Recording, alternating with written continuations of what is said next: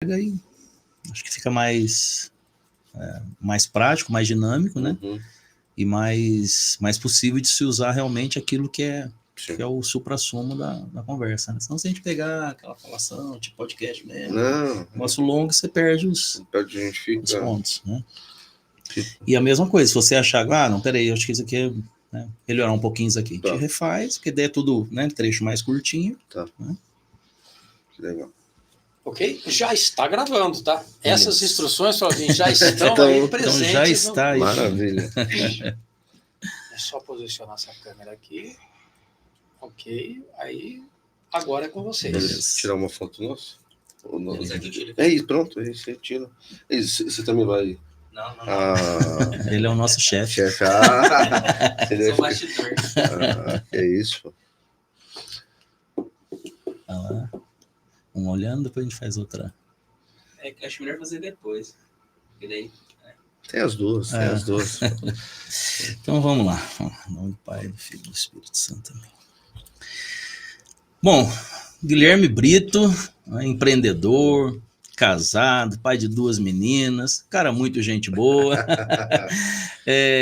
com uma formação sólida, não é? na religião, católico, praticante. Sei da sua participação em 2 paróquias que eu tenho muito carinho já em São Paulo, né? Tem história ali, os salesianos e também Nossa Senhora de Salete, paróquia Santa Terezinha, né, dos salesianos, hoje o Padre Silvio está lá, e Nossa Senhora da Salete, na época do nosso querido Dom Ivo, né, o padre Ivo, né, e depois Dom Ivo, tive a oportunidade de conhecê-lo também, ou seja, você é um cara que tem muito... E na Nossa Senhora da Salete, Padre Pedro e depois Dom Pedro. Dom Pedro, exatamente. Então, assim, você é um cara que tem muita participação também na Igreja Católica em São Paulo, né? Como é que começou toda essa sua história como empreendedor, né? Porque você vem de uma família de descendentes portugueses, a gente sabe que os portugueses têm essa raiz muito forte com a panificação, né? São proprietários de muitas padarias aqui em São José né? Conheço o proprietário da Flor de Ipê, por exemplo, aqui em São José, que é o Fernando, também de família portuguesa. Como é que começou toda essa sua realidade como empreendedor, vindo de uma família de empreendedores portugueses, né, que começaram no ramo da panificação, e a partir daí também juntando com a sua formação, né, como formado em Direito, também com pós-graduação em Administração. Fala um pouquinho dessa sua realidade como empreendedor também. Então, eu sempre falo que o empreendedorismo começou quando meu pai saiu lá de Portugal, né? Ele saiu de uma realidade muito dura, né, com 17 anos, a minha avó, tendo essa visão, colocou ele no navio e vai embora daqui, né? E veio para o Brasil. Quando ele chega aqui com a carta de chamada, tendo já com emprego pronto, né? Eu sempre olho para a história dele e falo, ele veio para cá com uma única missão, vencer. Ponto. Ele não veio com outras coisas, se divertir, não. Ele veio focado em vencer. E isso fez toda a diferença na vida dele e nos serve como grande exemplo. Por isso que eu acho que aí já começa a família. Porque nisso ele começou a trabalhar 12, 14 horas por dia, aquele ritmo que naquele tempo era diferente. Hoje trabalhar 12 horas é uma coisa, naquele tempo trabalhar 14 era outra, né? E ele começou já a despertar o interesse dos proprietários onde ele estava trabalhando. Até seu pai chegou direto em São Paulo mesmo? Chegou em São Paulo, chegou em Santos, aí veio direto para São Paulo e foi trabalhar lá na ponta da Zona Leste, lá perto da fábrica da Química, que tem até hoje lá, né? E dormindo no depósito de farinha, e dali ele foi vindo para o centro, né? Conforme, porque naquela época, e hoje também tem um pouco menos, tinha a cultura de fazer o ponto e vender. Então ele ia trabalhando e conforme ele ia se deslocando, ele ia vindo, né? Aí já tinha aqui o meu tio-avô já estava aqui, já estava se estabelecendo, então começou essa movimentação até lhe oferecerem sociedade. Quando ele oferece sociedade, aí as coisas começam a transformar. Isso num curto espaço de tempo. Aí ele chama a minha mãe de Portugal para cá, né? Isso porque eu quero falar isso por causa da importância da família, né? Ele é uma ligação muito muito bonita, porque ele chama a minha mãe de Portugal. Ele podia ter Claro, continuado a vida, é. mas ele manda uma procuração para o meu avô, ele se casa por procuração, minha mãe vem, fica na casa da minha tia-avó, se casa no religioso, e aí eles constituem a família. Aí vem nascem meus 2 irmãos, e depois, mais tarde, eu venho a nascer. E a gente já nasce praticamente no comércio, dentro desse espírito de trabalhar 12, 14 horas por dia, os intervalos você só dedicar à família, né? Então, esse empreendedorismo, ele já vem dessa história, não da minha história, já vem da história do meu pai, né? De trabalhar, de empreender, e eu continuo essa história dentro das empresas familiares. Eu acho legal aí que você está dizendo, tem 2 coisas. Primeiro, essa questão da religiosidade, né? A gente sabe que os portugueses trouxeram para o Brasil essa grande herança, né? Que é a religião, e isso para nós é uma grande bênção. E isso, de forma clara, prática, está demonstrado na sua história, na sua experiência, né? E essa outra questão da família, né? Que é muito importante também. Eu acho que uma pessoa que tem a vocação à vida pública, como você tem, alguém que quer ajudar o nosso país, a cidade, você no caso em São Paulo, e traz esses valores, isso é muito importante ser ressaltado, porque muitos na política acabam dizendo que isso é importante, mas na prática não vivem, e até porque não tiveram essa experiência como você teve na raiz, né? Eu, sabe, até agradeço que a vida pública está faltando isso, é justamente o conteúdo, porque falar, a gente brinca, até papagaio fala, mas você realmente ter compromisso com isso, porque quando eu falo assim, meu pai trouxe a família para cá, né? E aí o maior prazer dele foi levar nós todos a Portugal e mostrarmos a origem de onde ele veio, ressaltar esses pontos, e para nós a família é a base, né? Como é que a gente quer fazer algo por alguém se a gente não tem essa base que o bem vem da família? Essa união que há muito tempo estão tentando destruir, porque na hora que você destruir a família, você destruiu a base. Como é que você quer fazer o bem de forma consistente e duradoura se você não estiver falando de uma prática que é a família? É na família que você faz a experiência primeira de tudo isso, né? De ética, de moralidade, de fraternidade, de cuidado, de religiosidade. Nesse exemplo, eu vejo que a minha esposa é meu bem maior. Né? E isso, as minhas filhas são meu bem maior, que eu defendo. Né? E isso, quando você defende e leva para a vida pública, ou leva simples para o seu dia a dia, você já está defendendo a sua família, você já está defendendo ali o seu microambiente. E aí, quando você começa a levar esse exemplo, isso começa a replicar. Não porque a gente seja melhor que ninguém, mas isso precisa ser todo mundo junto. E essa religiosidade, porque depois do casamento é que se constitui a família. Então, isso são exemplos, né? E, entre outros, que outro dia eu estava até lembrando que o meu pai só tem a 4ª série, né? E é um avião aí, como eles dizem. Ele sempre, quando eu chegava em casa, eu estava lembrando que outro dia eu estava falando com a minha filha que não queria ir para a missa, aí eu lembrava que todo dia ele me fazia rezar o terço. Chegava e falava, puxa, mas tem que rezar o terço. Aí eu falei assim, puxa vida, hoje eu vejo o quão importante isso foi, né? Ele pedia para ler um salmo da Bíblia todo dia. Aí eu falei assim, puxa vida, olha como isso me ajudou. Agora sou eu que falo para minha filha, vamos para a missa, vamos rezar o terço. Então você sente, aí eu vejo, pô, eu sei que mas ela vai ver o momento certo que isso vai fazer a diferença na vida dela. Exatamente. Agora, essa realidade toda que você viveu com a sua família, com seu pai, com a sua mãe, fecundou em você esses valores. Você já está falando da sua esposa, suas filhas, você é casada há quanto tempo? Eu já sou casado há 16 anos. Tem 2 filhas. 2 filhas, a Maria Eduarda e Maria Luísa. E uma delas tem aí trouxe um presente especial, né? Trouxe que ela tem síndrome de Down, né? Isso trouxe algo. E é linda, eu vejo as postagens que você faz com ela. Não, ela até agora eu estou terminando um livro que é 21 Razões para Amar, que é justamente o que a gente aprendeu e constituiu com ela. Porque aí ela te traz uma outra visão de mundo, né?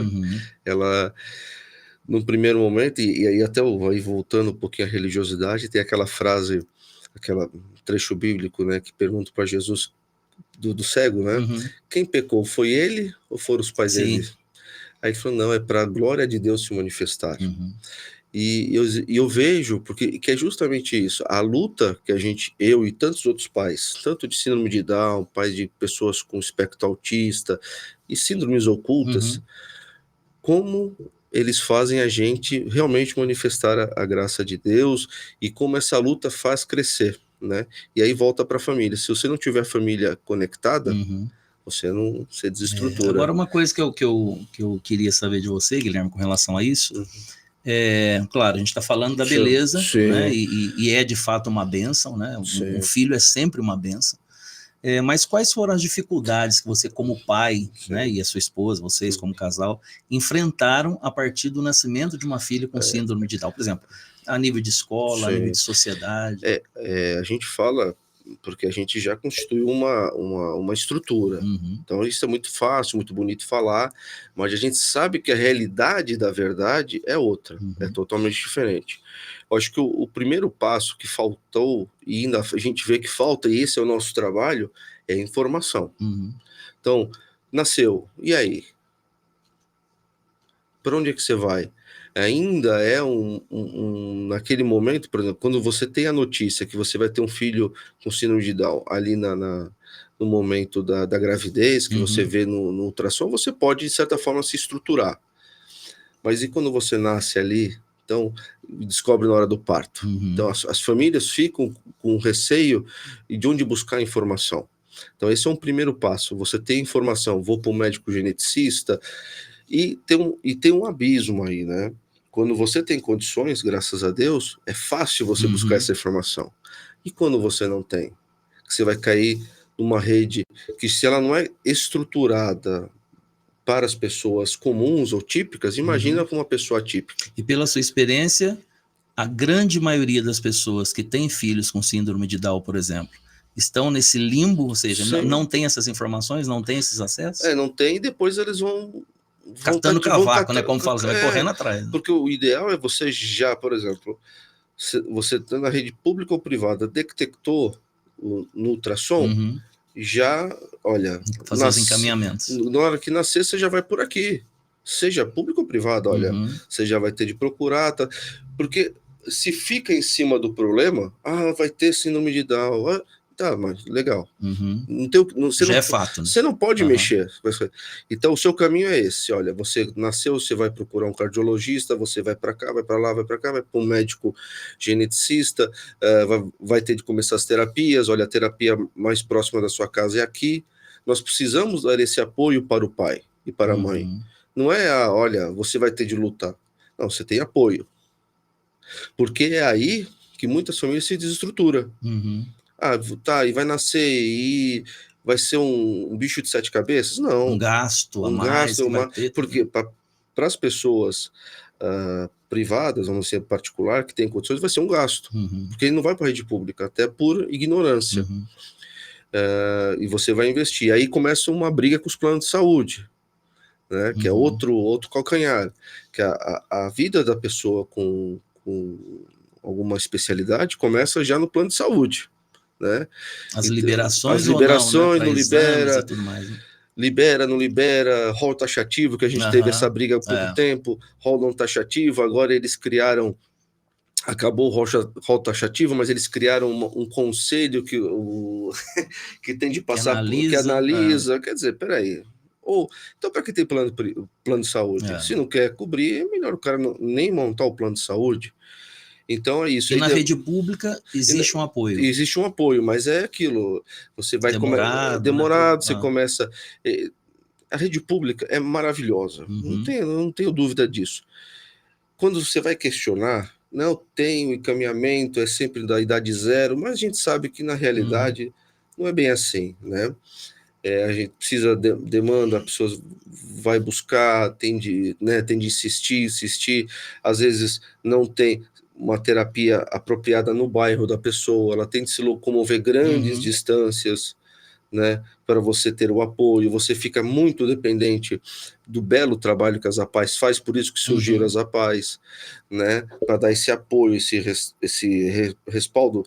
O Instituto Jô Clemente lá em São Paulo vem gente do Brasil todo, para fazer terapia. Então, se você tinha de disseminar isso aí, porque uma fisioterapeuta, ela pode tanto atender uma pessoa comum, como uma pessoa atípica. Um fono, então, você ter essa, descentralizar até para, vamos dizer assim, para quem tem condições, ver que tem um trabalho que ele também pode contar, né? E não ficar só preso à rede privada, né? Entendi. Agora, outra coisa, você está falando da situação extra-casa, ou seja, da porta para fora. Exato. Agora, para um casal, né, para um pai, para uma mãe, que é a sua realidade como pai, a sua esposa, como mãe de uma criança com síndrome de Down, quais são os desafios? Eu acho que o primeiro é você ter o impacto da surpresa. Aquilo desestrutura emocionalmente, porque você faz planos, você faz sonhos, né? E só que você tem de sonhar o sonho de Deus, né? E se você faz sonhos, faz planos, e você fica com medo do quê? Do futuro dela. Porque enquanto ela está na sua casa, na sua redoma, você está acolhido. E aí você fala, como é que vai ser a vida dela sem a gente? Então, esse é o maior desafio, né? E depois que você passa, e assim, você tem de ir do luto à luta. Em a fração de segundo, você tem de mudar isso o mais rápido possível. Porque você vislumbrou, e agora não, agora vamos por aqui. E quando você vai ver, é tudo igual. Só vai mudar uma característica. Sim. Então você não tem... você vai ver que tudo é normal. Não vai mudar. Agora, duas coisas que eu queria saber ainda dentro dessa realidade de você como pai. Algo que marcou você positivamente com relação à sua filha, uma experiência com ela, né? E para que, porque com certeza tem pai, tem mãe também de crianças com autismo, com síndrome de Down, né? Com outras realidades, que também eu tenho certeza que vão, escutando essa palavra, vão ser fortalecidos. Ou seja, algo positivo que você já está trazendo, mas uma experiência e ao mesmo tempo também uma experiência negativa, porque também nisso é importante para aprender com aquela situação, né? Que você viveu com a sua filha. Olha, eu vou falar muito pessoal minha. Negativo, eu acho que assim, eu até um tempo, você vive o preconceito, e o duro é quando ele entra em você. Eu acho que isso foi o negativo na minha situação. Porque você passa a aceitar, e aí quando você cai em si, você fica bem chateado. Você fala assim, não precisa fazer isso, não precisa fazer. Você começa a escutar ao seu redor essas coisas, e em determinado momento você compra isso. Você fala assim, não precisa, não, para. E isso é o negativo. A mentalidade de exclusão. De exclusão. Né? Você acaba comprando isso. De tanto você escutar dos outros, um dia eu falei, para, Chico, o que é isso? Aí você começa a ver o exemplo de outras pessoas. Eu estou comprando uma coisa que não é para nós, não é para ninguém. E de positivo é justamente o carinho que ela traz. Sabe, o companheirismo. A mais velha também tem, mas a velha já tem 15 anos, já está se desgarrando aí para... Mas ela tem e até de uma vivência. Eu vou citar aqui um momento que eu vivi, que foi muito... Eu tive uma oportunidade de ir a Lourdes. E isso foi antes da pandemia, a gente podia ir nos banhos ali da piscina. E eu nunca vi um local com tanta pessoa com síndrome de Down como lá, né? E eu tava com elas junto, e aí passou assim uma pessoa que me olhou nos olhos daquela forma e falou assim, eu sei quem vocês são, sejam bem-vindos.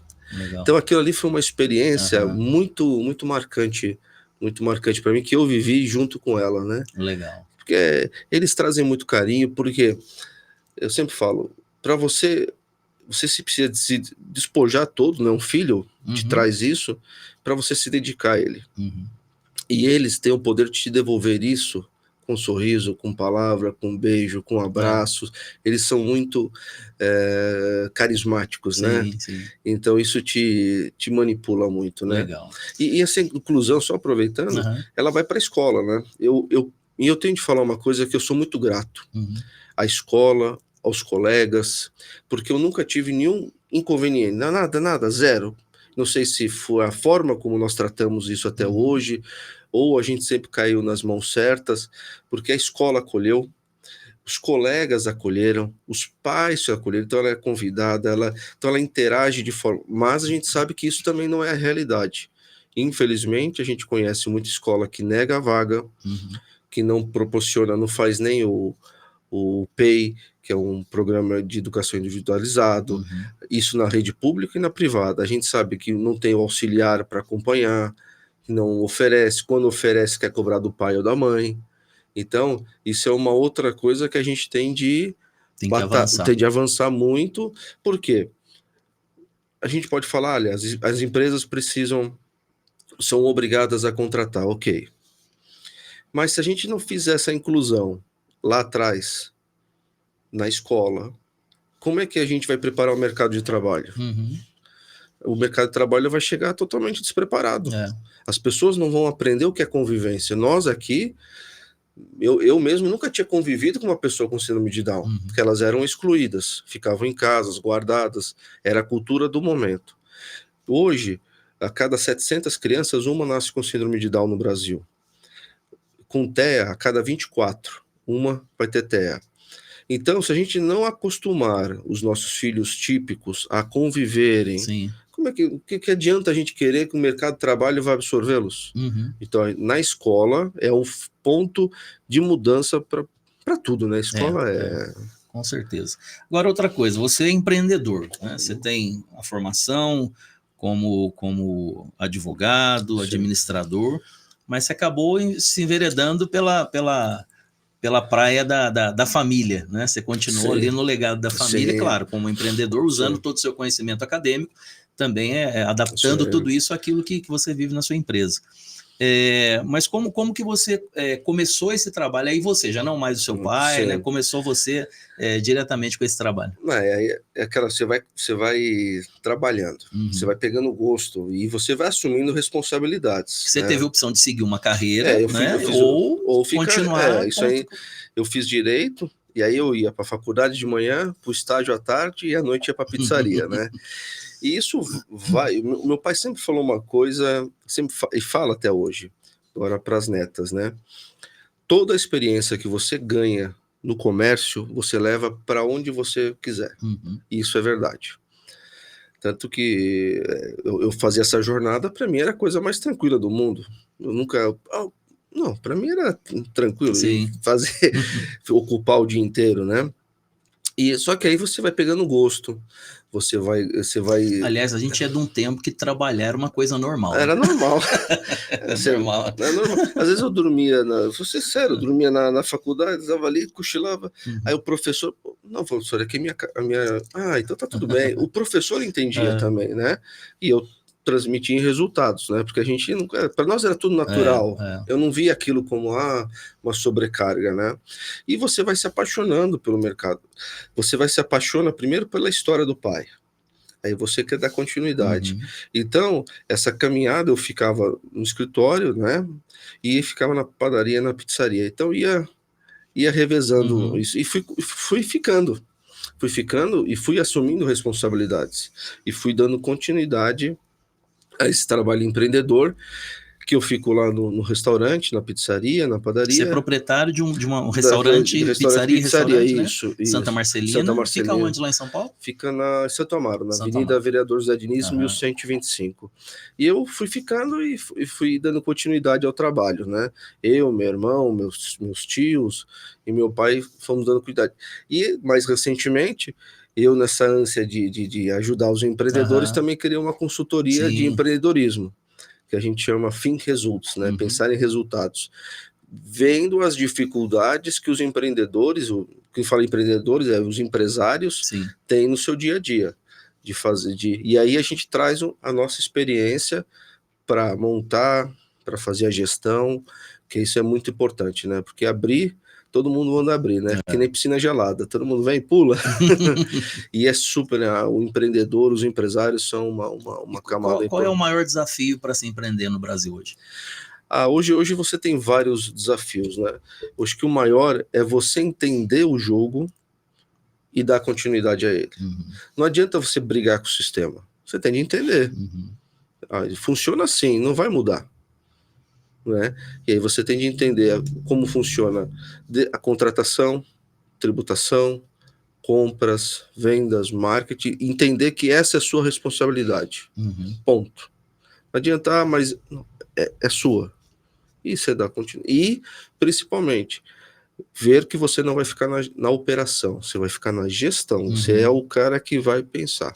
Agora, lógico que, infelizmente, no Brasil, o empresário ele é julgado o tempo todo, né? Você acha que o empresário ele é o vilão? Não. Ou ele é o herói, ou nenhuma coisa nem outra, Não, ou as duas coisas juntas? Não, o empresário é uma visão deturpada que se tem dele. Nós tínhamos de agradecer demais o Brasil, o mundo. O mundo faz isso. O mundo, assim, nos Estados Unidos, Europa, menos, mas tem essa visão clara do empresário. Se não fosse o empresário, o empreendedor, nós não estávamos aqui. Não tinha pensado em montar uma estrutura dessa, ter ideias e fazer negócios. Ele gera emprego, renda, impostos, ele gera tudo. Agora, se criou a visão de que o empresário é o apropriador do lucro. Bom, vale a pena deixar bem claro que o lucro é da empresa. Às vezes as pessoas olham uma padaria, ou olham um restaurante, uma lanchonete, um cabeleireiro, uma mecânica, qualquer coisa. Tá lá o caixa. Eles acham que você está pagando e aquele dinheiro vai direto para o bolso. Não funciona assim. Aquele dinheiro vai ser usado para manutenção, para pagar aluguel, luz, água, telefone, funcionário, impostos, mercadorias. Então, essa visão é muito ruim. Lógico, nós não podemos fazer do empresário um Deus. Não. Ele tem a responsabilidade dele no processo, e ele é muito importante. Por isso que todas as facilidades que nós fizemos para as empresas, elas são bem-vindas. Nenhuma empresa quer não pagar a sua parte, só que ela quer pagar o que é justo, e não o que é irreal. Que hoje que se faz muito, principalmente no Brasil, aproveitando, é jogar toda a incapacidade governamental para a empresa. Sim, e sobre essa reforma tributária que tá aí. Tá aí. Como que você, como empresário e também como alguém que forma, né, esses novos empresários, empreendedores, microempreendedores, médio, né? Sim.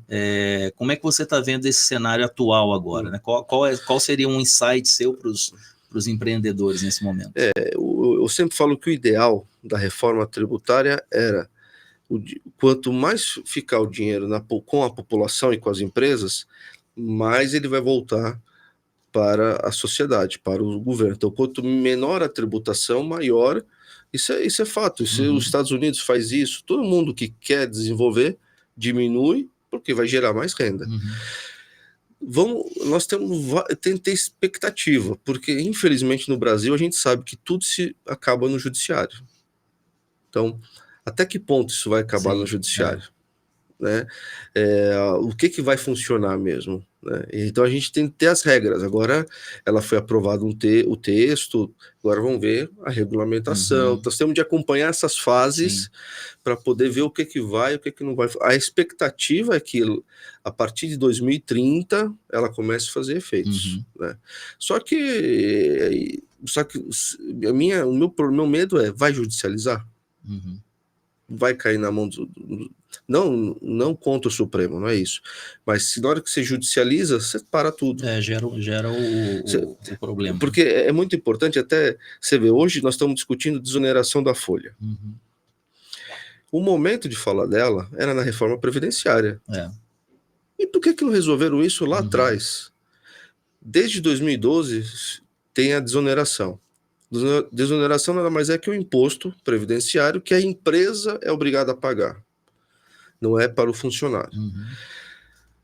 Por que lá quando fizeram a reforma tributária, ou a reforma previdenciária, não resolveram o problema da desoneração? Por que não tiraram o 5S de cima das empresas? É isso, a gente precisa ver que depois ficam falando de isentar impostos da linha branca, isentar impostos. Só que isso não pega o pequeno, médio e microempresário, que é a grande massa. Nós somos 90% são pequenos, médio e microempresários. E que fazem a roda girar. A desoneração, você só pega as grandes empresas. Que na verdade é quem tem o lobby mais pesado. E a gente aqui produz, emprega Então, vamos ver como é que vai ocorrer mesmo, porque a reforma tributária, ideal era desonerar toda a cadeia produtiva, ficar só no final e pronto. E além de fazer que eles têm muito medo de fazer uma reforma trabalhista. Né? Se tem muito medo no Brasil, porque no Brasil a gente não tem ideias, a gente tem pessoas. Sim. Isso é o pior, é a pior coisa do mundo, eu tenho falado muito isso, nós defendemos pessoas, não defendemos ideias. Porque quando você fala de uma reforma trabalhista, o populismo pega. Porque o que é uma reforma trabalhista que eu acredito que todos os empresários e trabalhadores estão esperando? Eu contrato uma pessoa por 2, hoje, né? Eu contrato ela por 2, ela me custa 6, só que o cara vai receber 1.800. A reforma trabalhista que empresários e trabalhadores estão esperando eu contrato uma pessoa por 4, ela me custa 4 e vai ganhar 4. Simples assim. Não, mas a reforma trabalhista custa 2, contrato por 2, me custa 6 e o cara vai ganhar 1.800. Aí não tem condições. É verdade. Agora, a gente saiu de um governo, aqui não quero falar de pessoas, não, de ideias. A gente saiu de um governo e entrou no outro governo, né? Governo Bolsonaro perdeu a eleição, o governo Lula ganhou a eleição, um projeto político perdeu, outro projeto político ganhou. Qual é a sua visão hoje, né, atualmente, da realidade política do nosso país? Como é que você está vendo tudo isso? Eu tenho muita tristeza da política brasileira. Justamente por isso que eu acabei de falar, que nós estamos defendendo pessoas e não ideias. Você diz assim, os bolsonaristas, os lulopetistas, aquela coisa rançosa, briguenta. Porque você vê, nós estamos... Pega os Estados Unidos, nós temos ali democratas e republicanos. As pessoas sabem, aqui é conservador esquerda, conservador direita, é mais progressista, mais conservador. A gente pega a Europa, Inglaterra, o Partido Conservador e os Trabalhadores, 2 ideias. Portugal, você tem o Partido Socialista e o PSD, que é mais direita. Você tem ideias claras. Mas é interessante que você falou desses, e a gente, né, quem acompanha minimamente a mídia, você vê que tem nomes, mas não está focado... não está focado na pessoa. Você vê, temos líderes... Barack Obama... Exato, tem líderes, tem né? líderes, Mas não são... tem líderes momentâneos. Você pega os Estados Unidos, presidente da República, ele só pode uma reeleição, depois não pode mais ser presidente da República, acabou.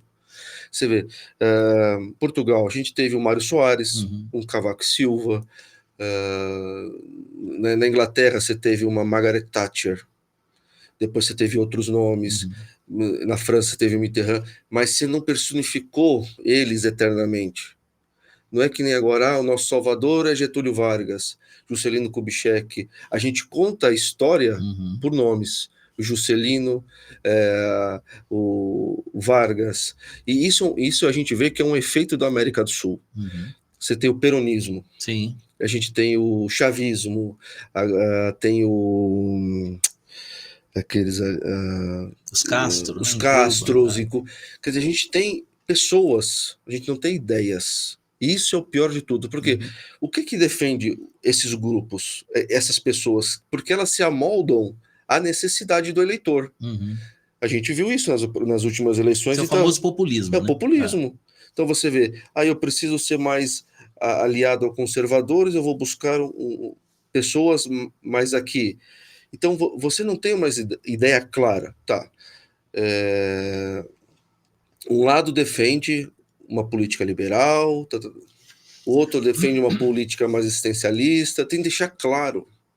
E e isso a gente começou a ter quando tinha PSDB e PT. Né? A gente até tinha isso, o Fernando Henrique, você vê, o Fernando Henrique foi um presidente que deixou mudanças significativas no país. Nós temos um plano real que atravessou governos, e é isso que nós precisamos. Você vê, o plano real atravessou 8 anos, 16 anos de um governo que prometia até acabar com ele, depois atravessou um governo mais conservador, voltou, ninguém fala em mexer no real, porque ele é uma estrutura. E por que a gente não tem isso na educação, na saúde, na habitação, em todos? Mas a gente está aqui, nós estamos adorando pessoas. O lulopetismo, o bolsonarismo, isso é Isso é a pior coisa que tem. Em nenhum momento a gente fala de ideias. Agora é o seguinte, você é de São Paulo, você é paulista da gema, né? Da gema. Você é paulistano, né? Paulista sou eu. Não, É. você é paulista, eu sou paulistano. Não, eu sou paulistano. Você é paulistano, eu sou paulista, verdade, do estado de São Paulo. Então, assim, você é da gema.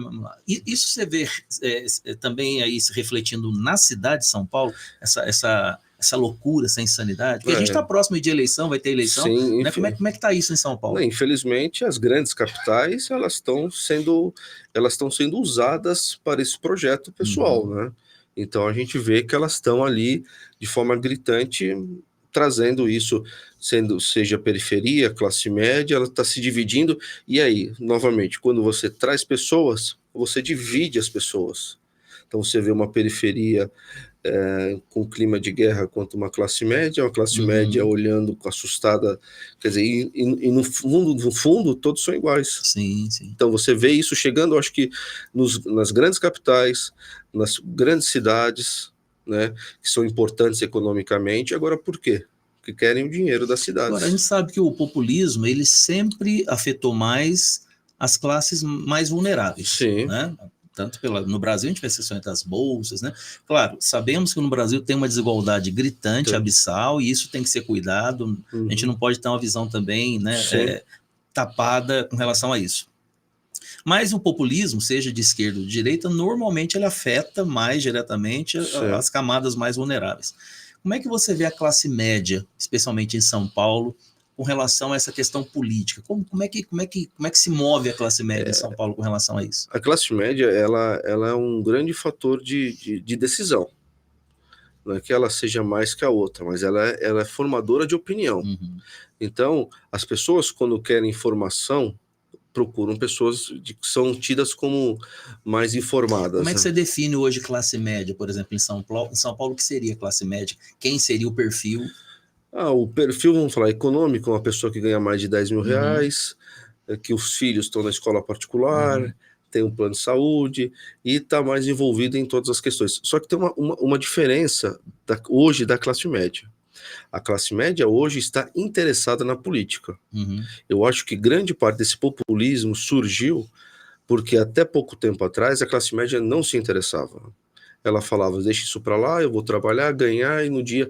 Tanto que, porque graças a Deus acabou, por que a gente escutava muito? Eu defino meu voto quando eu vou chegar na escola, no colégio eleitoral, e pego o sangue no chão. Quantas vezes eu não escutei isso? E esse não era, isso era a classe média. E isso abriu o oportunismo de pessoas na periferia ali a regimentar de pessoas. Agora, a classe média hoje ela está muito interessada.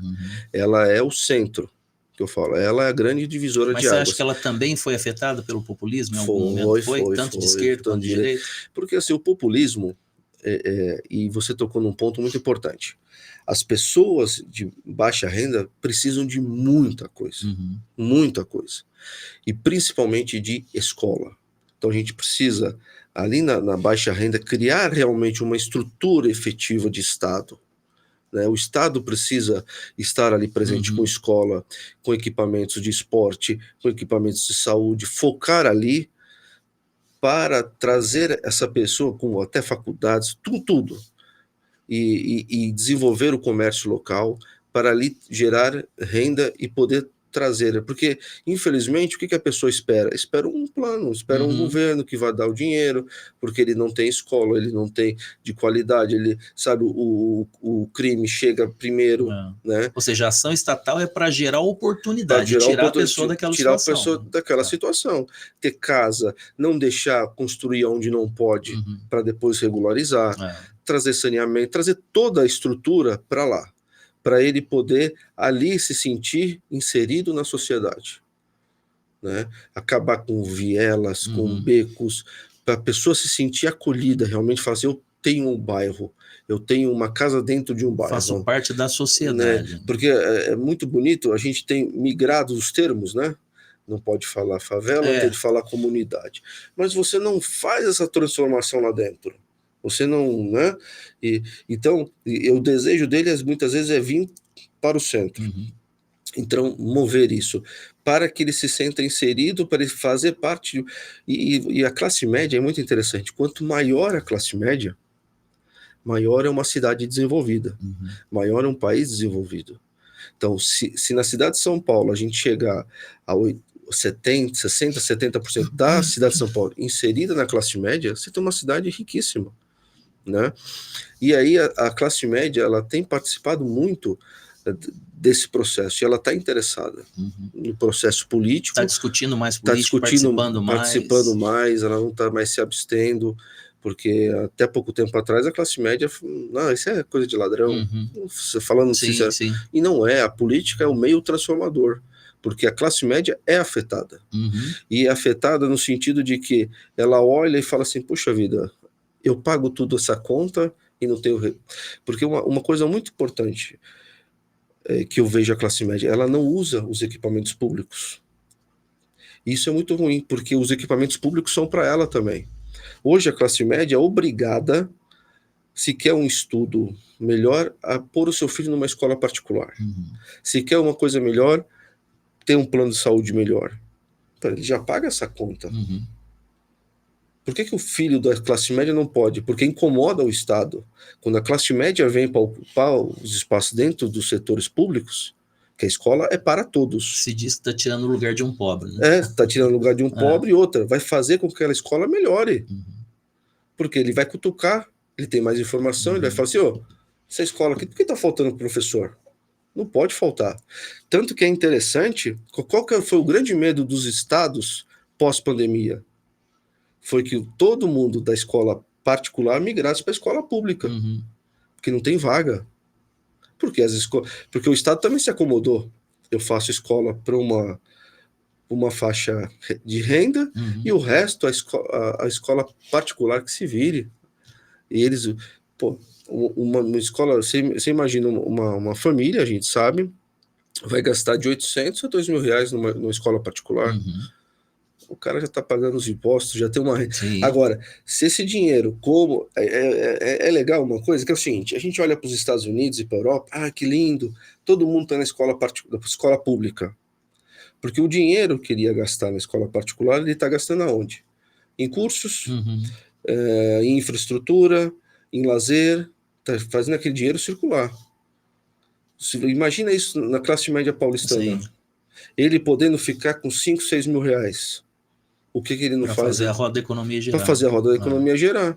Mas não, a gente olha para os Estados Unidos e para a Europa, vê a educação, o filho dele na escola pública, acha lindo, maravilhoso, tudo aquilo funcionando. Mas aqui a gente não faz. Agora, assim, olhando de novo para São Paulo, né, que é o lugar onde você mora, eu conheço também você, o Ricardo Nunes, prefeito Ricardo Nunes, né, inclusive é um amigo, já tive muito contato com ele. Mas a cidade de São Paulo é um problema, não é simples, né? Independente do prefeito, muitos problemas existem, não é uma administração, duas que vão resolver. É uma geração para mudar uma coisinha ou outra, mas tem que ter ação para mudar. Como é que você vê principalmente a questão do legislativo em São Paulo, ou seja, a Câmara de Vereadores? Tem leis sendo aprovadas que de fato sejam eficazes, essa é da área do direito, né? Que sejam eficazes, que às vezes o vereador apresenta 1 trilhão de leis lá, né? E às vezes até aprova, o cara em um mandato aprova um ou dois projetos de lei, mas leis efetivas que de fato impactem a vida da população, seja da população de baixa renda, seja a classe média, né? Seja assim, a população de uma forma geral na área da educação, saúde, assistência social, mobilidade urbana. Você tem visto isso acontecer com os vereadores em São Paulo? Olha, a cidade de São Paulo, ela é um organismo, né? Ela cria os problemas, né? Ela cria, e a gente tem hoje a sociedade trazendo novas demandas. Ao passo que, assim, cada dia surge uma demanda diferente. A gente teve aí a questão dos Ubers, a questão dos patinetes, e isso a grosso modo para as pessoas entenderem, fora as outras demandas do dia a dia que surgem de forma voluntária. O legislativo tem de acompanhar isso tudo. Antigamente, se legislava e depois as coisas aconteciam. Hoje as coisas acontecem e depois você vai regulamentar. Se tem muita coisa positiva na Câmara, muita coisa importante sendo discutida, a gente teve a lei de zoneamento há pouco tempo, isso é uma coisa importantíssima para todo mundo. E está tocando mesmo na realidade? Está tocando nas realidades, né? Porque não dá Acho que para... é o Goulart que estava com o relator, né? O Rodrigo, né? Goulart fez um trabalho maravilhoso, eu até acompanhei em algumas audiências públicas, principalmente lá na Zona Norte, fez um trabalho belíssimo. Isso é a realidade, né? Agora, lógico que a gente sabe que também o legislativo tem muita coisa que não... É muito nome de rua, muita lei que se propõe só para agradar pequenos grupos e que a gente não deveria estar discutindo, né? Tem muita gente que, e não é só em São Paulo, você vai desde uma megalópole como São Paulo até uma cidadezinha que tem 20 mil habitantes. São Paulo tem quantos vereadores hoje? 55. 55. Uma cidadezinha que tem 9, que eu acho que é o mínimo, se não me engano, são 9 vereadores. Desde de uma cidade assim a uma megalópole. Eu vou ousar em dizer, eu acho que sem medo de errar, que 98% da população de uma megalópole ou de uma cidadezinha pequena não sabe o que faz um vereador. 98% não sabe, de fato, efetivamente, o que faz um vereador. Qual é o papel principal de um vereador numa cidade? O vereador, ele é o fiscalizador do executivo, né? E ele, nessa ação de fiscalizar, ele vai acompanhar a sua região, levar as demandas ao executivo, né, do que precisa ser feito e legislar para que as coisas aconteçam para a sua região. O vereador é a pessoa mais importante de todo o legislativo. Ele é mais importante, me desculpe, os deputados estaduais, os federais, os senadores. Por quê? Eles vivem o dia a dia da população. A pessoa quando vai reclamar do buraco, ela vai reclamar para o vereador, da iluminação da rua, do lixo, da poda de árvore, tudo vai cair no vereador. E ele é que vai acionar os órgãos públicos e questionar por que não está sendo feito, cobrar. Não é ele quem faz. Não é ele quem faz, mas é ele que vai cobrar, porque um vereador atuante no bairro, ele vai cobrar asfalto, ele vai cobrar a limpeza do córrego, ele vai cobrar poda de árvore, ele vai falar com o prefeito que está faltando uma creche, a segurança, a creche, por quê? E ele tem de ser assim, porque o prefeito, veja só, uma cidade como São Paulo, quase 15 milhões de habitantes, se ele não tiver um legislativo positivo é assim, não é só opositor e situação, positivo. O legislador também, quando eleito, ele tem que pensar que ele tem que ser um ator positivo. Claro. Ele tem de levar a demanda dele. Você vê, você pega lá a Zona Norte, o prefeito está no centro, ele muitas vezes ele não vai lá pessoalmente, mas se ele tiver um vereador atuante, vai levar as demandas para ele, para os secretários, para o subprefeito, que é o nosso caso, e vai pedir as melhorias. Agora, quando você também não tem, é fácil só ficar lá reclamando que as coisas não acontecem, né? Então, eu vejo, por exemplo, né, nas suas redes sociais, eu te sigo lá já faz tempo, eu vejo que você é um cara muito atuante ali, né? Você tem uma consciência cidadã muito apurada, né? Você não é vereador, você não está no mandato, mas é um cidadão consciente que tem uma vocação à vida pública e que tem acompanhado os problemas ali da sua região, né? Por exemplo, nós temos um problema grande com as pessoas que estão em situação de vulneráveis e que acabam deixando lixo por toda a cidade. Muitas vezes uma pessoa de carrocinha que faz um trabalho de reciclagem, só que ele pega R$50 no cara, pega um colchão, aquilo não tem valor nenhum. Ele vai deixar num canto da rua. Só que vai vir uma chuva e aquilo vai entupir um bueiro. E não é por aí. A cidade de São Paulo tem os ecopontos para descarte. Então a gente precisa conscientizar as pessoas. Eu preciso me livrar de um objeto, então eu devo pegá-lo e levar no local certo. E não deixar na mão de terceiro. Eu tenho uma briga lá que tem um ponto lá que virou praticamente o ecoponto da cidade. No meu bairro, o pessoal deixa televisão, móveis. Ontem mesmo tinha um móvel, aí você vai lá, aciona o 56. Quer dizer, a gente também sobrecarrega a cidade quando a gente pode solucionar, né? Então a gente tem de estar olhando isso, por exemplo, o caso da dengue hoje. Mais de 90% dos casos de dengue são nas casas das pessoas.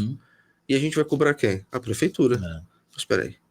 Então as pessoas, a gente precisa criar e isso a gente volta para a educação.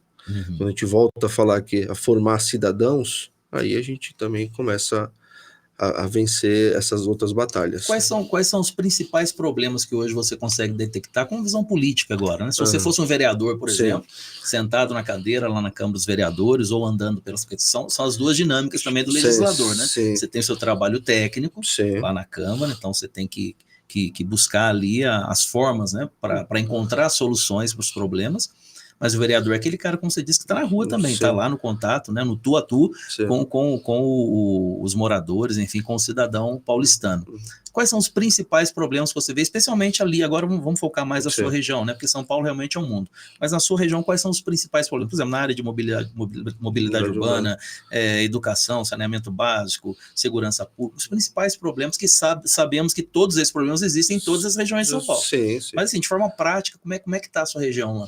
Olha, agora até voltando no Ricardo Nunes, ele tem feito um grande esforço, feito um trabalho gigante, e aquilo não dá para fazer tudo, né? Mas falta representatividade, principalmente na minha região, que não tem vereador ali. Entendi.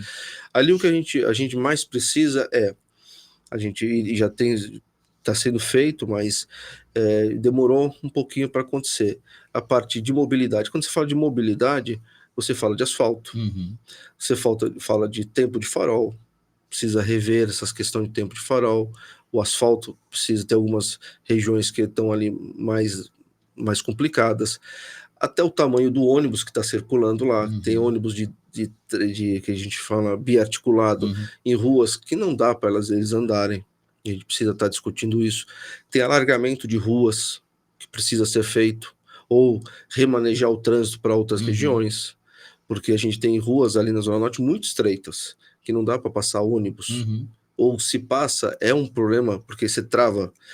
Nós temos outro problema sério que nós estamos enfrentando nas obras da Sabesp. A Sabesp parece que nesse último ano resolveu fazer todas as obras que não fez em 20 anos na Zona Norte. Isso virou um caos, sem planejamento, sem avisar muitas vezes os moradores, deixando buracos, deixando um problema, e a prefeitura sei que está multando. Então, e você tem parte de segurança, a gente precisa ter alguns pontos escuros que a gente precisa da participação da Guarda Civil Metropolitana, né? Que isso é um outro destaque que eu quero fazer nessa atual gestão. Nunca se viu, como se vê hoje, uma Guarda Civil Metropolitana tão atuante.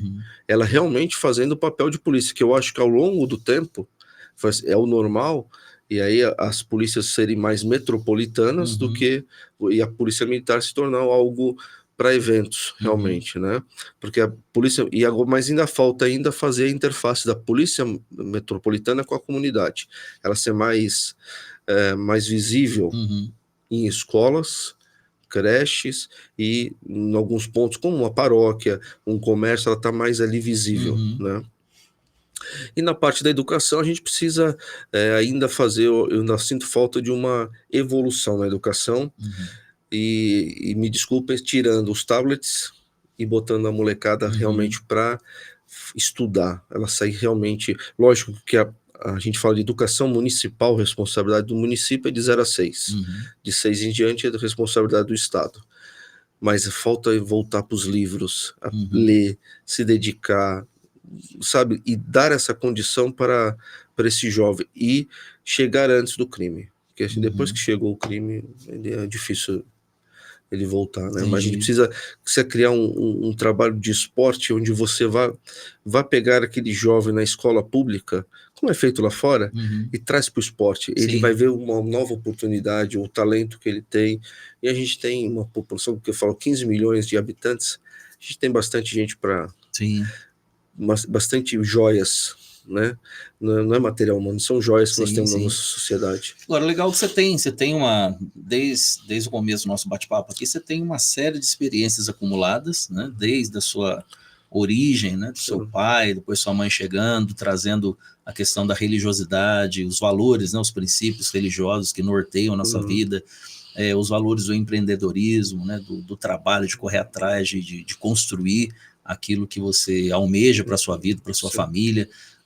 Mas você também teve já experiência, como você já está trazendo, Sim, claro, sim. sua visão, experiência também na vida pública. Você foi candidato a vereador em 2004 e teve uma votação expressiva em São Paulo, né? Na oportunidade tive 10.512 votos. Não é pouco voto, não. Mesmo para São Paulo, que é um mundo, voto pra caramba. É muito voto, e numa época que não tinha nem rede social, né? Foi do jeito mais gostoso que é de fazer política, legal. Que é na rua. E como é que foi assim, o impulso para entrar? Eu vejo sempre assim, como uma vocação à vida pública.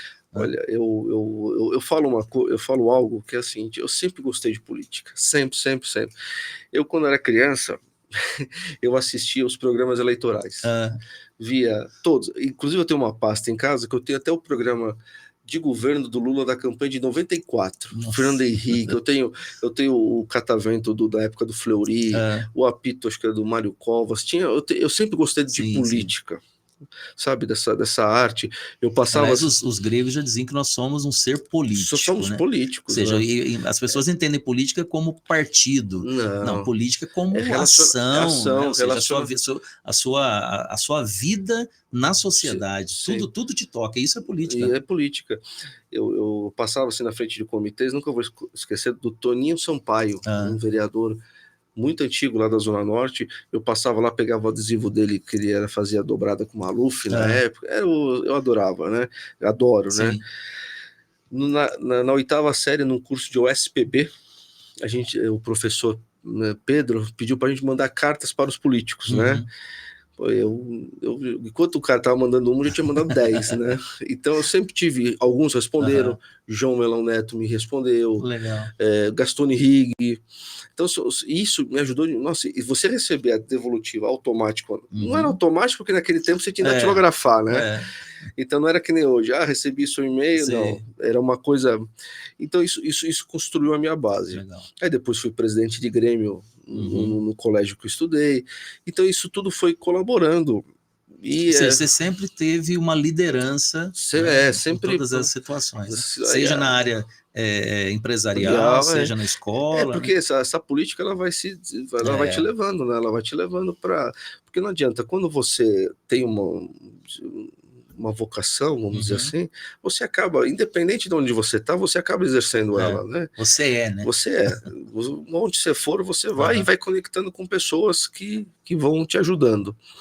E aí até ser candidato em 2004. Porque aí eu sempre falo que eu fui com o mais puro de todos os sonhos. Foi a convite de alguém ou você Não, decidiu? eu queria ser. Entendi. Eu queria ser. Aí conheci o Campos Machado no PTB, me apresentou a juventude do PTB e queria ser candidato. Eu queria ser candidato, queria mudar o mundo como quero até hoje. Só que foi de todo, foi de coração, o negócio era estar com as pessoas. Né? Aí depois você vai aprendendo que não é só isso, tem mais coisas, mas foi uma experiência, mas você acaba perdendo. Perdi, amadureci, foram 20 anos aí, até hoje de amadurecimento, e você vai aprendendo um pouco mais, proporcionou conhecer o que é uma cidade mesmo, o que é um legislativo, o que é um executivo, acompanhar outros líderes, né? Então, que eu já devia ter feito lá atrás, foi duas experiências, uma positiva e uma negativa daquela campanha, assim, que você se lembra, que foi aprendizado, né? Aprendizado, olha, eu guardo na memória a importância do homem público e da mulher pública. O carinho que as pessoas têm por um homem e uma mulher pública. Eu nunca vou esquecer uma criança que eu conheci, né, a família, eu estava num evento, eles passaram a ser, não gosto desse estilo de ídolo, mas tem um carinho muito grande por mim. Aí um dia me veio a notícia que ela tinha ficado doente. E aí eu falei, não, eu quero visitá-la, se ela gosta. Aí eu levei um ursinho, foi ali você sente a missão que um homem e uma mulher pública têm, de realmente estar representando, de estar ali próximo, de retribuir o carinho. Então, às vezes eu fico olhando para grandes líderes, eu fico imaginando, será que ele sabe realmente o que ele representa para essas pessoas? Né? E negativa, eu acho que foi a derrota em si, né? Essa foi... porque você vislumbra fazer coisas de melhorar, de acontecer, e você descobre que as coisas não são como você imagina, né? Você tem um choque Mas, assim, mas eu acho que o que mais negativo é você ter contato com uma realidade que realmente a gente muitas vezes está numa bolha. Sim. Então aí você começa a ver realmente, você fala, como é que a pessoa está morando aqui em cima do esgoto, numa cidade como São Paulo? Como é que a pessoa, né? Então você toca realmente, você entra na realidade. Na sua campanha você teve a oportunidade de tocar na realidade mesmo do povo. Porque, claro, você toca nessa realidade em todas essas situações que a gente foi trazendo. A situação com a sua filha é uma situação difícil. Você toca na realidade de muitos pais e mães que vivem a mesma situação. Você, como empresário, você tem os seus funcionários, seus colaboradores, que também assim, são pessoas que têm as suas realidades próprias, que você também acaba, né, tocando nessa realidade. Mas na campanha foi de forma muito direta, né? Na campanha, você é levado até ela, né? Então você vai até ali. O choque de realidade ele é importante. Você entrar numa casa, sair na outra e depois estar na outra, e você você fala, como é que as pessoas vivem aqui? Você entrar numa casa, o chão batido, sem saneamento, você fala, isso, lógico, que agora já passou-se 20 anos já, mas você sabe que não é uma realidade. Mas isso gerou em você mais anseios para ser um homem público e ajudar com a sua experiência nessa realidade. Você tem de mudar essa realidade. E outra coisa, você vê pessoas que não eram para estar naquela região e você fala, meu, o que esse cara está fazendo aqui nesse pé de serra aqui? Não é para estar aqui. Quem que deixou? E o poder público tem o poder de tirar e colocar porque se vier a acontecer, infelizmente, alguma coisa, a responsabilidade é do poder público que deixou. Então, a gente tem de mudar essa realidade. Assim, a gente não pode ser hipócrita. Vai mudar 100%? Não. Agora, se você mudar, todo mundo trabalhar para mudar 80%, vai sobrar 20%. Alguma coisa tem que ser feita, né? E Algumas rápido, tem que ser feita e rápido, né? Agora é o seguinte, olhando para frente, né? Toda a experiência que te trouxe até aqui, para mim, é claro, você tem uma vocação à vida pública, isso é muito latente em você, né? Você tem uma visão muito concreta das situações da sua cidade, da sua região, que é São Paulo. Quais são as suas pretensões? O que você pensa com relação à vida pública? A gente vai ter eleições, né, agora para frente, eleições municipais, depois tem outras eleições gerais mais para frente. Como é que você vê a sua realidade encaixada hoje nessa realidade atual do país? Eu vou ser um ator principal, coadjuvante, não sei, mas que eu vou estar atuando, eu vou estar atuando junto com com as minhas ideias e participando ativamente, né? Seja candidato ou seja apoiando, a gente precisa estar atuando para as pessoas se identificarem conosco, né? Você defende partido? Enquanto não, bandeira, enquanto você é um cara partidário ou você é um cara de grupo na política? Como é que você pensa? O partido é o nosso. A gente tem que defender o partido justamente para poder defender ideias, né? E dentro do partido ter o seu grupo, porque sem o partido a gente não tem. Por exemplo, eu falei aliás, aqui. A própria lei eleitoral não permite nenhuma ação que não seja pelo partido. Mas é que tá. Eu agora citei aqui os Estados Unidos, republicanos e democratas. Se a gente não acreditar nos partidos, aí nós temos de fazer a mudança política, começa no partido. Porque justamente na hora que você começa a ter uma formação onde você tem um partido social-democrata, um partido social-liberal, ou um partido social-conservador, que ambos defende a democracia, mas cada um tem seu ponto de vista e você se identifica, porque isso traz segurança para o eleitor. Ele começa, peraí, no nosso momento a gente precisa agora, eu vejo muito pela Europa, quando a Europa bagunça tudo, eles vão tudo para o lado da direita, para arrumar a casa. Quando eles acham que está melhorzinho, que dá para soltar, eles vão para os progressistas. Então, a gente precisa identificar isso para trazer segurança para o povo, para fazer. Então, nós precisamos ter partidos. E dentro deles, as pessoas tentar solidificada com ideias. Mas com a realidade atual, você acha que o povo confia hoje num partido? Não, infelizmente, não. Hoje, qual que é a ideologia deles? A gente tem lá, se a gente pegar os estatutos de alguns partidos, você vai ler coisas ali que você vai ficar horrorizado, e que ele não segue. Sim. Que eles não seguem. Sou um partido trabalhista, mas ele está alinhado com pessoas que não estão defendendo isso, né? Então, porque eles começam a usar os seus interesses pessoais para estar alinhado com pessoas. Então, hoje, infelizmente, por causa disso, se veio nessa questão populista, né? Uhum. Procurando o salvador da pátria desde a época do Collor. Os outsiders, ou seja, tá totalmente pessoal fora da estrutura. Né? Sabe? Não, porque eu não sou político. Sabe? Não tem Uhum. problema nenhum a pessoa ser política. Não, eu não sou político, eu sou... Não. Você está aqui, você é político. Né? Você pode ser que você está vindo de outra realidade. Então, você ter partidos solidificados, com identidade própria, e dentro dele as pessoas fazendo isso, porque às vezes o pessoal fala que o Brasil devia ser parlamentarista. Como é que você vai fazer isso? Você não tem identificação partidária? Com 33 partidos, pelo menos. Com 33, e fora os outros que vai crescendo, quer dizer, se faz uma cláusula de barreira, o pessoal fica gritando porque o cara não consegue eleger um deputado federal.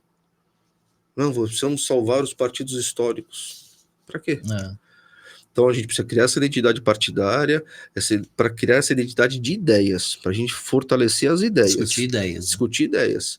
Eu quero um governo liberal. O governo liberal é assim, assim. Eu quero um governo assistencialista. Ele funciona assim, assim. Cada um tem que saber até para você se unir.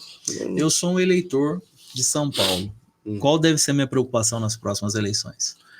Manter o atual governo. Eu acho que a gente precisa ter estabilidade. E o governo atual traz isso. Né? O Ricardo Nunes, ele traz a estabilidade. Ele não é uma pessoa... Primeiro, ele é um vereador da cidade de São Paulo, eleito 2 vezes pela Zona Sul. Ele vem da realidade da periferia. Ele é da periferia. Ele venceu na vida. É vereador e hoje é prefeito. E eu posso dizer porque eu conheço, defende os nossos valores e princípios. E defende moral, os nossos valores. Isso é um ponto que eu digo pessoalmente. Porque quem defende esses valores que nós defendemos, defende todo mundo. Defende toda a sociedade paulistana. Ele não fica se jogando, preciso do apoio desse grupo, eu vou me amoldar. Né? Os outros candidatos, com todo respeito, tem um que saiu da classe média alta e foi morar na periferia por interesse, por populismo. Tem a outra menina tem uma história de vida muito própria, mas eu acho que ainda precisa amadurecer mais, uma visão minha. Mas hoje o mais preparado para dar continuidade a tudo que está sendo feito é o atual prefeito Ricardo Nunes. Né?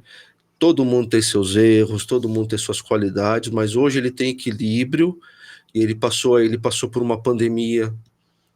Ele segurou junto com o Bruno Covas uma pandemia que não foi brincadeira.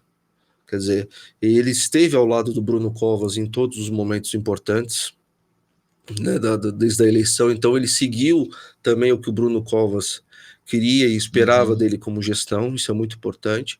E eu vejo que hoje ele está preparado e fora dessa polarização. Por mais que ele tenha o apoio do ex-presidente Bolsonaro, ele está fora dessa discussão acalorada e ele quer discutir a cidade. Agora outra coisa, claro, no momento até a nível legal, ninguém é candidato a nada, ninguém é pré-candidato a nada, todo mundo. Mas existe uma possibilidade para o eleitorado de São Paulo de contar com você em algum momento? Tem, nós estamos aí prontos. Você está animado? Estou animado. Eu estou animado porque você vê pessoas como o Ricardo Nunes, você vê pessoas importantes dentro da própria Câmara. A gente pode ser, porque não adianta você estar sozinho, né? Você tem de ver outras pessoas. Você tem estrutura, você vê que você... E principalmente, você vê as pessoas perguntando, e aí, você vai? Eu acho que isso é o mais importante, né? É importante as pessoas saberem que você tem o desejo no coração e a disponibilidade. Agora, o processo é o processo, né? O processo é o processo. Isso aí é um dia de cada vez.